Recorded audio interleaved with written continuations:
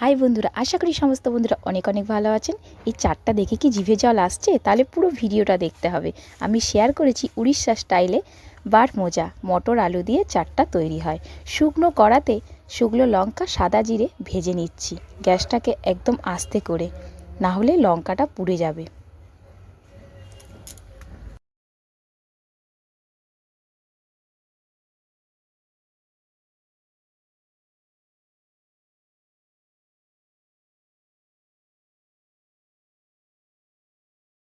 এরপর শুকনো লঙ্কা আর জিরেটা ভাজার পর শিলনোড়ায় গুঁড়ো করে নিলাম। নিয়েছি এখানে মটরটাকে প্রেসারে সিদ্ধ করব পরিমাণ মতন নুন দিয়ে। আর এখন শীতকাল, নতুন আলু বাজারে অ্যাভেলেবেল, আর নতুন আলু দিয়ে খেতেই কিন্তু খুব সুন্দর লাগে। ছোটো ছোটো নতুন আলু ছাড়িয়ে নিয়েছি, পরিমাণ মতন নুন দিয়ে এটাও সিদ্ধ করে নেব। শসা কুচিয়ে নিচ্ছি, ওদিকে সিদ্ধ হচ্ছে, এদিকে সব জোগাড়টা হচ্ছে। দেখুন আলুও সিদ্ধ হয়ে গেল। আলুটা এবারে ছোটো ছোটো করে ছুরি দিয়ে কেটে নিচ্ছি। এই ভিডিওটা দেখার পর অবশ্যই জিভে কিন্তু জল আসবে, আপনারাও ট্রাই করবেন। মটর সিদ্ধ আলু সিদ্ধ একসাথে নিয়ে নিলাম।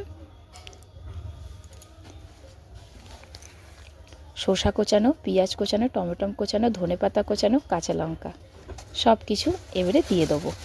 অল্প অল্প রেখে দিচ্ছি প্লেটের ওপরে সাজানোর জন্য।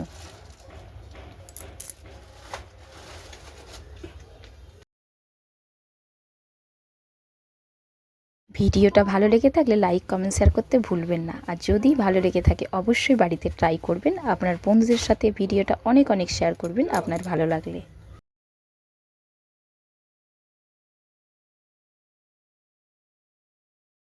পরিমাণ মতন নুন দিয়ে দিচ্ছি।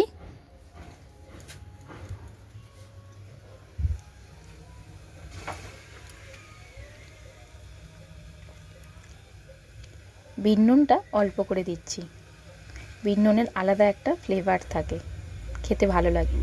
শুকনো যে কড়াই মশলাটা করেছিলাম লঙ্কা জিরে, সেই মশলাটা দিলাম। ভাজা বাদাম দিয়েছি, আর তেঁতুল জলে গুলো নিয়ে সেই জলের রসটা দিয়ে দিলাম। দানা টানা থাকে তো সেগুলোকে ছেঁকে ফেলে দিলাম। এবারে চামচ দিয়ে পুরো মেখে নিচ্ছি। জিভে কিন্তু জল অলরেডি এসে যাচ্ছে আমার মাখতে মাখতেই। দুই ছেলে বা আবার বন্ধুরও মেয়ে আছে, এরা লঙ্কা খায় না, ওদেরকে আগে দিয়ে দিচ্ছি, তারপরে লঙ্কা আবার কাঁচা লঙ্কা কোচানোটা দেওয়া হবে। ওপরে ঝুরি ভাজা দিয়ে দিলাম।